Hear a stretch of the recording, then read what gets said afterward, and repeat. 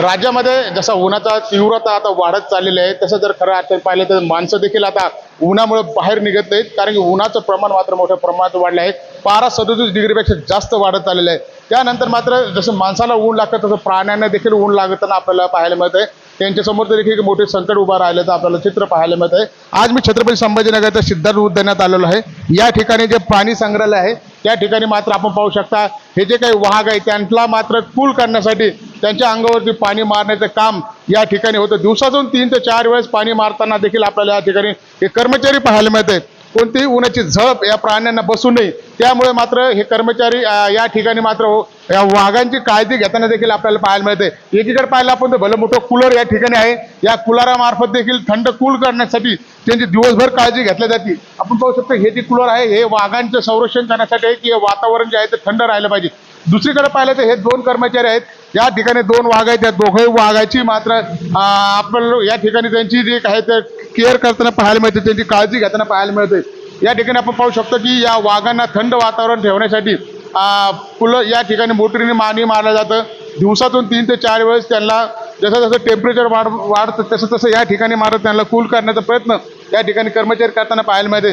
आपण पाहू शकतो या ठिकाणी मात्र अनेक प्राणी आहेत. या प्राण्यांच्या देखील रक्षणासाठी मात्र इथं जे काही सुरक्षारक्षक तैनात करण्यात आलेले आहेत ते आपण या पद्धतीने मात्र पाणी मारताना आपल्याला पाहायला मिळते.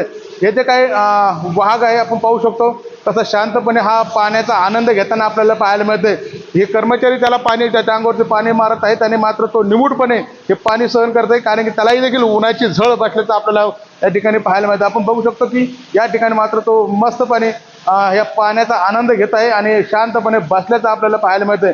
आपण पाहू शकतो की या ठिकाणी मात्र अनेक वाघ आहेत. या ठिकाणी या सर्व वाघाच्या शियाची काळजी या ठिकाणी हे कर्मचारी घेत असतात. दिवसभरातून 3 ते 4 वेळेस हे पाणी मारताना आपल्याला पाहायला मिळते.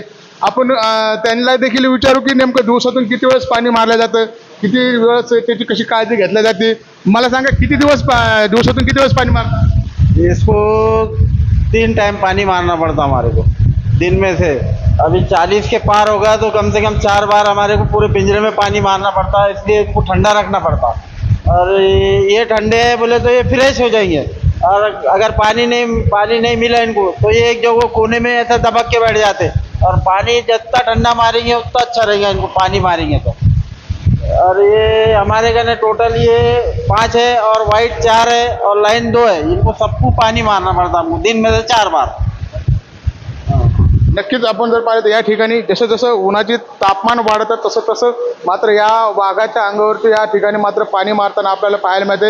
हे जे 2 सुरक्षा रक्षक आहेत या ठिकाणी मात्र ह्या वाघाची काळजी घेतात.